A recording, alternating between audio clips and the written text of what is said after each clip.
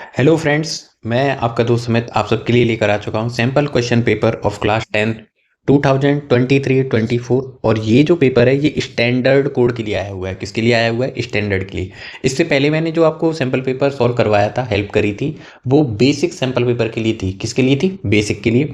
और अभी जो पेपर आया है, ये जो दूसरा वाला पेपर है जिसे अब हम सॉल्व करेंगे, ये स्टैंडर्ड सैम्पल पेपर है। यानी जिन बच्चों ने स्टैंडर्ड ऑप्शनल ले रखा है उनका पेपर किस तरीके का आएगा, उनको किस तरीके से इस पेपर की प्रिपरेशन करनी चाहिए, क्वेश्चंस का लेवल क्या रहने वाला है, इन सब की जानकारी आपके बोर्ड ने आपको दी है। क्वेश्चंस में बाकी फॉर्मेटिंग सेम है। आपके 5 सेक्शंस आएंगे। फर्स्ट सेक्शन में 20 क्वेश्चंस आएंगे, सेकंड क्वेश्चन में 5 क्वेश्चन आएंगे, थर्ड में 6 आएंगे, फोर्थ में 4 आएंगे, फिफ्थ में 3 आएंगे, जिसमें केस स्टडी होगी। केस स्टडी के क्वेश्चन 4 मार्क्स के होंगे। सेक्शन ए वाले जो क्वेश्चन है 20 एमसीक्यू हैं, each question is of 1 mark. Question B जो सेक्शन बी है उसमें 5 क्वेश्चन हैं, each carrying 2 marks. Section C में 6 क्वेश्चन है, each carrying 3 marks. Section D में 4 क्वेश्चन हैं, ईच कैरिंग 5 मार्क्स। आगे उन्होंने बोला भी कि नीट एंड क्लीन डायग्राम आपको बनाने हैं, है ना। और उन्होंने बोला है कि पाई का वैल्यू 22/7 आपको लेना है। What ever required if not stated, अगर आपको बोला नहीं गया है तो आप पाई का वैल्यू क्या लेंगे? 22/7। अब आपका क्वेश्चन नंबर 1 शुरू करते हैं, है ना। आपको ए दे रखा है, बी भी दे रखा है, एक्स और वाई प्राइम नंबर दे रखे हैं, और आपसे पूछा है एलसीएम। क्या पूछा है? एलसीएम। चलो इसको शुरू करते हैं। तो सबसे पहले क्वेश्चन नंबर ए, इसमें ए में आपको बोला है x³ y², बी में आपको वैल्यू दे रखी है xy³, और वो आपसे इसका एलसीएम लिखवाना चाहते हैं। एलसीएम में पहले कॉमन नंबर को लिखा जाता है विद मैक्सिमम पावर, तो x³ कर देंगे। ऐसे ही y भी कॉमन है लेकिन इसकी मैक्सिमम पावर कितनी होगी? 3। तो आपका आंसर हो जाएगा x³ y³। आप ऑप्शन चेक कर लो, ऑप्शन सी के साथ आप प्रोसीड करेंगे, आपका फर्स्ट क्वेश्चन सॉल्व हो जाएगा। इसी तरीके से अब आप इसका क्वेश्चन नंबर 2 देखेंगे। तो क्वेश्चन नंबर 2 देख लेते हैं, क्या खास बात होने वाली है इसमें।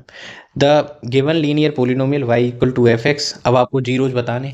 जीरोज बताने के लिए आपको क्या मालूम होना चाहिए कि जीरोज के लिए हम for zeros we should check intersection point on x axis. Intersection point on x axis. Intersection point on x axis. X axis के जो इंटरसेक्शन पॉइंट होते हैं उनको आप देखते हैं। तो एक्स एक्सिस को कहाँ इंटरसेक्ट कर रहा है आप अच्छे से देख सकते हैं, बता भी सकते हैं। एक्स एक्सिस को कहाँ इंटरसेक्ट करता है हम देखा, कहाँ पे कर रहा है? 3 पर कर रहा है। तो it has 1 0 and it's value is 3। इस तरीके से आपका फर्स्ट क्वेश्चन सॉल्व हो गया, सेकंड क्वेश्चन सॉल्व हो गया। कुछ भी नहीं है इसमें, आगे बढ़ते जाओ। Question number 3। क्वेश्चन नंबर 3 में आपको बोला हुआ है the lines representing the given pair of linear equation are non intersecting. अब देखो एक ही प्लेन में 2 लाइन्स बना रखी हैं उन्होंने, और उन्होंने बोला है कि ये लाइनें एक दूसरे को इंटरसेक्ट नहीं करती। दैट मीन्स एक ही सिचुएशन हो सकती है कि वो लाइनें क्या रही हैं? पैरेलल। दैट मीन्स आपको क्वेश्चन में सीधे सीधे क्या पूछ लिया? पैरेलल लाइन होने की कंडीशन आप बता दो। तो आपको क्या मालूम होना चाहिए? पैरेलल होने के लिए a1/a2 is equal to b1/b2 but not equal to c1/c2। First मतलब x का कोफिशिएंट y के कोफिशिएंट का रेशियो सेम होना चाहिए, लेकिन जो आपके कांस्टेंट नंबर है उनका रेशियो उन दोनों के इक्वल नहीं होना चाहिए। आप ऑप्शन नंबर बी के साथ प्रोसीड करेंगे। इस तरीके से आपका क्वेश्चन नंबर 3 कंप्लीट हो जाएगा। अब देखते हैं question number 4, the nature of the roots. अब देखो नेचर ऑफ द रूट्स आपको सर ने डायरेक्ट सिखाया होगा। क्या सिखाया होगा? उन्होंने आपको बताया होगा आप डी फाइंड कर लेना। नेचर ऑफ रूट्स के लिए क्या फाइंड करते हैं? डी का फॉर्मूला क्या होता है? b² - 4ac। अब आप b की वैल्यू पुट करेंगे तो यहाँ -6 पुट कर देंगे। 4 इंटू ए की जगह पर आप 9 पुट करेंगे और c की जगह पर आप -2 पुट कर देंगे। तो इसका जो आंसर होने वाला है वो क्या होने वाला है? देखो -6 का स्क्वायर करेंगे 36 हो जाएगा। फिर आप 4 और 9 का करेंगे मल्टीप्लाई, 4 9 जा 36। 36 का मल्टीप्लाई -2 से हो जाएगा। तब जब आप इसको सॉल्व करेंगे तो ये एक्सप्रेशन कुछ इस तरीके से हो जाएगा। 36 2 जा 72 और आप इनको कर देंगे प्लस। आपका आंसर आ जाएगा 108। अब आपको पता है ये ग्रेटर देन क्या है? 0। जब d ग्रेटर देन 0 आ जाता है तो जो रूट्स होते हैं वो रियल होते हैं और डिस्टिंक्ट होते हैं। नो रियल रूट्स गलत, 2 डिस्टिंक्ट एंड रियल रूट्स यही सही है। इक्वल रूट्स गलत, मोर देन 2 गलत। आगे उन्होंने बोला है क्वेश्चन नंबर 5 में, क्वेश्चन नंबर 5 बोलता है 2 APs have same common difference, there the first term of one of these is -1 and that of the other is -8, find the difference of fourth term. अब देखो आपको फाइंड करना है A4 - B4। A4 का मतलब first वाली AP का fourth term जिसे आप लिखेंगे a + 3d। B4 का मतलब सेकंड वाली एपी का फोर्थ टर्म जिसे आप लिखेंगे b + 3d, है ना। अब ये d क्यों सेम रखा? तो उन्होंने एक सेंटेंस में बोला हुआ है दे हैव कॉमन डिफरेंस। इस तरीके का क्वेश्चन एनसीईआरटी बुक में भी अवेलेबल है जिसमें आपको 1000 टर्म का क्या पूछा है? डिफरेंस पूछा है। डिफरेंस हमेशा सेम ही रहता है, कोई दिक्कत नहीं होती। जो फर्स्ट टर्म का डिफरेंस होता है वही उनकी इंडिविजुअल सारी टर्म्स का क्या होता है? Difference, provided that they have common difference. अब जब आप इसको सॉल्व करेंगे तो ये हो जाएगा a + 3d minus B minus 3D, 3D से 3D कैंसिल हो जाएगा, इसीलिए इनकी जो सेम नंबर वाली टर्म होती है उनका डिफरेंस हमेशा क्या रहता है, सेम। अब आप माइनस कर लेंगे, आपका आंसर आ जाएगा।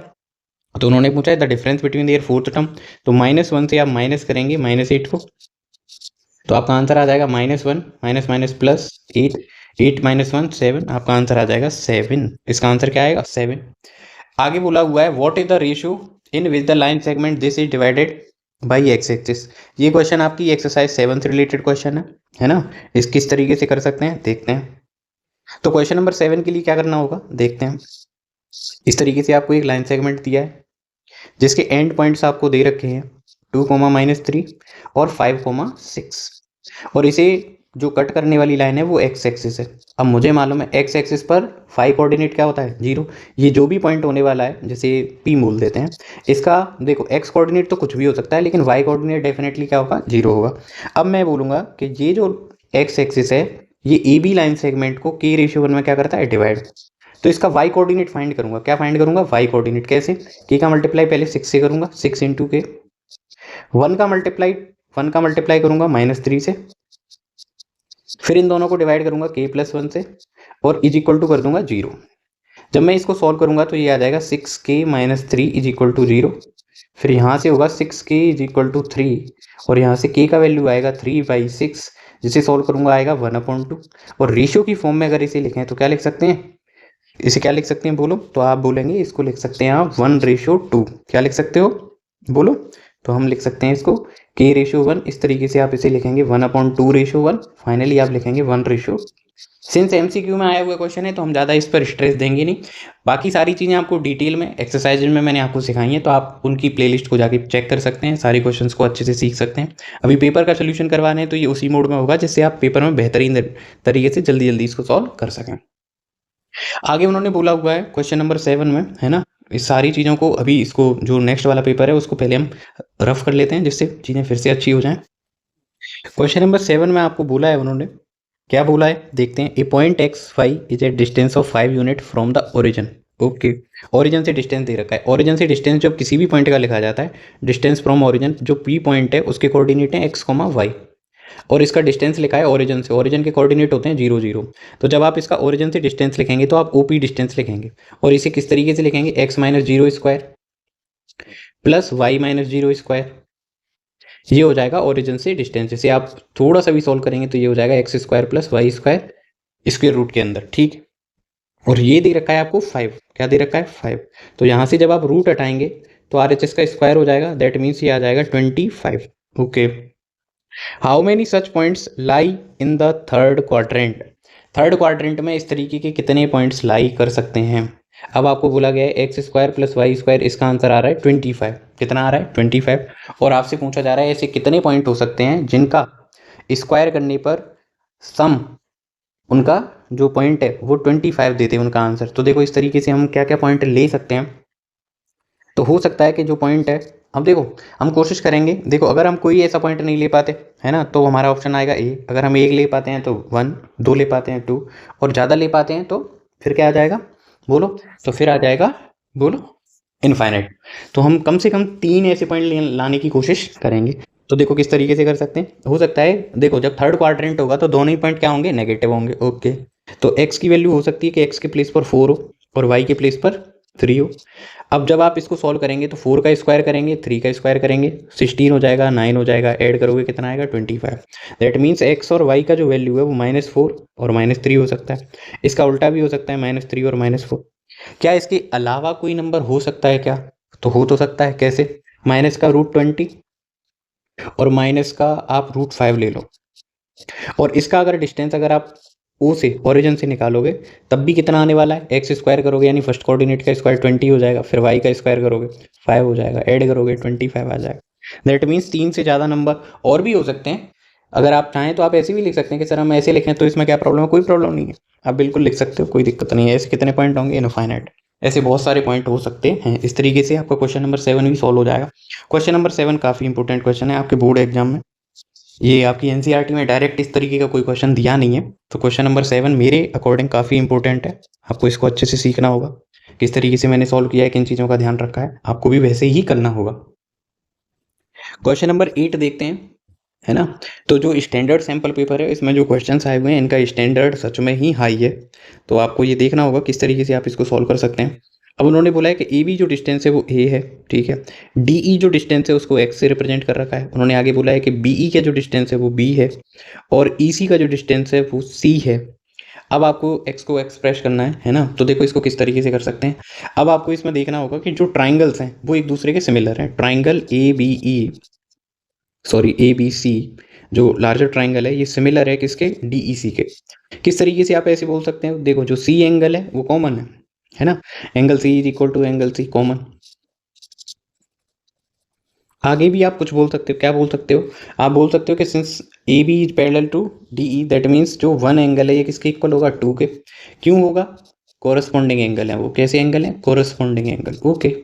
जब कोरस्पॉन्डिंग एंगल होंगे तो हमारे जो दोनों ट्राइंगल होंगे वो क्या हो जाएंगे, सिमिलर हो जाएंगे। इसीलिए मैंने शुरू में ही इनको क्या बोल दिया था कि ये ट्राइंगल है, देखते ही बन भी रहा था। जो ट्राइंगल सिमिलर होते हैं उनकी कोरस्पॉन्डिंग साइड्स का रेशियो क्या होता है, सेम होता है। आप A B upon D, sorry इसको आप अच्छे से लिख सकते हो, आप बोल सकते हो A B upon D E, ये इक्वल होने वाला है किसके, ए बी और डी का जो रेशियो होगा वही रेशियो किसके साथ होगा, बड़े ट्राइंगल का बेस है बी सी और जो स्मॉलर ट्राइंगल है उसका बेस है ई सी। अब आप वैल्यू पुट कर देंगे, ए बी की प्लेस पर आप ए पुट करेंगे, डी की प्लेस पर आप एक्स पुट करेंगे और बी सी की प्लेस पर आप बी प्लस सी पुट करेंगे और ई सी की प्लेस पर आप सी पुट करेंगे। आपको एक्स का आंसर फाइंड करना है, क्रॉस मल्टीप्लाई कर देंगे अब आप। तो यहाँ से जब आप सॉल्व करेंगे तो A C divided by B plus C is equal to x, इस तरीके से आपका आंसर ऑब्टेन हो जाएगा। A C divided by B plus C, 8 वाले क्वेश्चन का आंसर क्या आ जाएगा, बी आ जाएगा। क्वेश्चन नंबर 9 देखते हैं अब हम। क्वेश्चन नंबर 9 में बोला है O is the centre of circle, ये तो अच्छी बात है। Chord OQ makes an angle of 50 degree with the tangent PR। ये OQ, सॉरी PQ जो टेंजेंट है, सॉरी PQ को जो कॉर्ड है वो टेंजेंट PR के साथ 50 डिग्री का एंगल बनाती है। ओके, बहुत अच्छी बात है। लेकिन हम पहले से क्या जानते हैं, हम तो पहले से एक पॉइंट जानते हैं। क्या पॉइंट जानते हैं, radius is perpendicular to tangent at point of contact. यानी ये टोटल जो एंगल होता है वो कितने डिग्री का होता है, 90 का, जिसमें से बाहर वाला एंगल कितना हो गया 50, तो बचा हुआ एंगल कितना हो जाएगा 40 डिग्री। ओके, आगे उन्होंने बोला है, आगे उन्होंने क्या बोला है, then the angle subtended by the कोड at the centre of circle, circle के सेंटर पर कितना एंगल बनेगा। तो देखो अब आपको पता है कि ये रेडियस है, कौन है, रेडियस, और ओ क्यू भी क्या है, रेडियस ही है। ओके, दैट मीन्स ये एंगल भी कितना होने वाला है, ये भी 40 ही होने वाला है। अब एक ट्राइंगल के 3 एंगल्स की सम कितनी होती है, बोलो, इसको यहीं सॉल्व कर देते हैं। एक ट्राइंगल के 3 एंगल्स की सम कितनी होती है, तो आप बोलेंगे इनका जो सम होता है वो होता है 180 डिग्री। कितना होता है, 180 डिग्री, जिसमें से 2 एंगल आपको पहले से ही मालूम चल गए हैं कितने डिग्री के हैं वो, 40।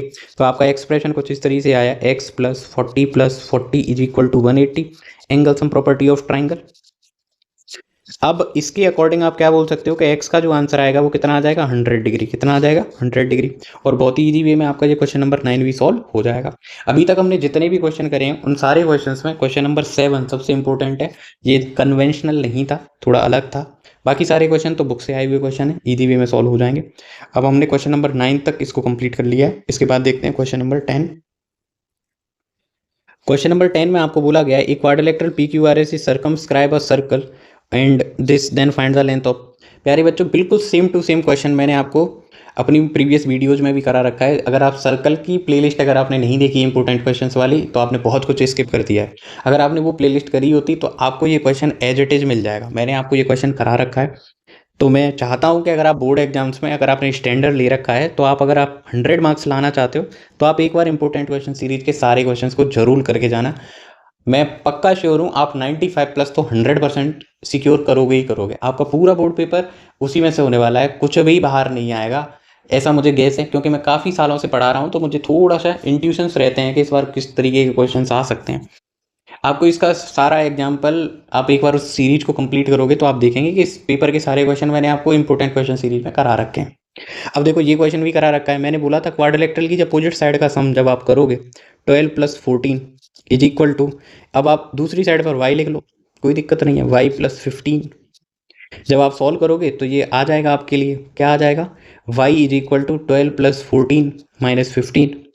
सॉल्व करोगे -1 होगा, 12 माइनस 1 करोगे 11 आ जाएगा, आपका आंसर 11। इस तरीके से आपका क्वेश्चन नंबर 10 भी कंप्लीट हो गया। लेकिन ये जो ट्रिक हम यूज करते हैं ये उसके लिए ही कर सकते हैं कि किसी भी क्वाड्रिलेटरल के अंदर एक सर्कल अवेलेबल हो। है ना, दैट मीन्स क्वाड्रिलेटरल सर्कमस्क्राइब करता हो सर्कल को, उसी के लिए है ये, ठीक है। क्वेश्चन नंबर 11 और इसी टाइप का क्वेश्चन आपके लिए आएगा, क्योंकि आपके लिए थ्योरम नंबर उन्होंने क्या करवा रखी है 10.2, जिसमें बोला जाता है कि किसी भी बाहर वाले पॉइंट से सर्कल के ऊपर ड्रॉ की हुई टेंजेंट की लेंथ क्या होती है, इक्वल। उसी थ्योरम का यूज करके हम इसे डिटेल में सॉल्व करते हैं, जिसे मैंने आपको प्रीवियस वाले सिंपल पेपर में भी सॉल्व करवाया है। अगर आप वहां से देखना चाहें तो वहां से भी देख सकते हैं इसकी डिटेल एक्सप्लेनेशन। अभी जरूरत नहीं है तो मैंने इतना डिटेल कराया भी नहीं है। अब उन्होंने बोला है साइन थीटा की वैल्यू है a/b, आपसे कॉस थीटा पूछ रहे हैं। आप बोलेंगे हम तो जानते हैं कैसे, फॉर्मूला होता है 1 माइनस साइन स्क्वायर थीटा। इसके बाद आप क्या करेंगे, वैल्यू पुट करेंगे। क्या करेंगे, value put, simply value put करेंगे a² b²। आपका आंसर आ जाएगा b² minus a² divided by b²। इसका आप ले लेंगे स्क्वायर रूट। फाइनल आंसर क्या आएगा, b² माइनस a², इसका रूट डिवाइडेड बाई b। इसका आंसर क्या आएगा, square root of b² minus a² divide by b। तो आपका आंसर हो जाएगा सी पार्ट। ठीक है, बोलो। आई थिंक आपको समझ में आ रहा होगा अच्छे से। क्वेश्चन नंबर 12 अगर आप देखें तो इसमें क्या लिखा है, sec a plus tan a। आगे वो बोलते हैं कि आप इसका मल्टीप्लाई करवाओ 1 माइनस साइन ए से, और आप ये बताओ आंसर क्या आने वाला है। ओके, हम बता देंगे। ये हो जाएगा 1/cos ए, और सेकंड वाले एक्सप्रेशन से आएगा sin a/cos ए। अब जब आप इसका मल्टीप्लाई करवाओगे 1 माइनस साइन ए से, तो पहले आप इस फर्स्ट वाला जो एक्सप्रेशन है उसकी LHS, मतलब उसको आप एलसीएम फाइंड कर लो। उसका एलसीएम आएगा 1 प्लस साइन ए। अब इस 1 प्लस साइन ए का मल्टीप्लाई होने वाला है 1 माइनस साइन ए से। अब इसमें लग जाएगी आइडेंटिटी, तो ये हो जाएगा 1 माइनस साइन स्क्वायर ए। इसे डिवाइड करेंगे आप कॉस ए से। 1 माइनस साइन स्क्वायर होता है कॉस स्क्वायर ए, जिसे डिवाइड करेंगे कॉस ए से। फाइनली आपका आंसर आ जाएगा कॉस ए। जल्दी से ऑप्शन देखेंगे, टिक कर देंगे। ठीक, ओके। अब आपको क्वेश्चन नंबर 13, ये भी आपके प्रीवियस वाला जो सैम्पल पेपर आया है उसमें भी ये क्वेश्चन आया है। हो सकता है कि इस बार ये क्वेश्चन आने ही वाला हो, तो आप इसको भी इंपॉर्टेंट मार्क कर लें मेरी तरफ से, क्योंकि ये दोनों सैम्पल पेपर में आया है तो कहीं ना कहीं आ सकता है ना। वीडियो ज़्यादा बड़ा हो रहा है तो इसके बाद वाले सारे क्वेश्चन या क्वेश्चन नंबर 13 से हम नेक्स्ट वीडियो में बाकी बचे हुए क्वेश्चन को करेंगे, उनको डील करेंगे। ठीक है, तो अब आप इसके बाद वाले पोर्शन के लिए नेक्स्ट वीडियो को ऑन करना है ना। ठीक है।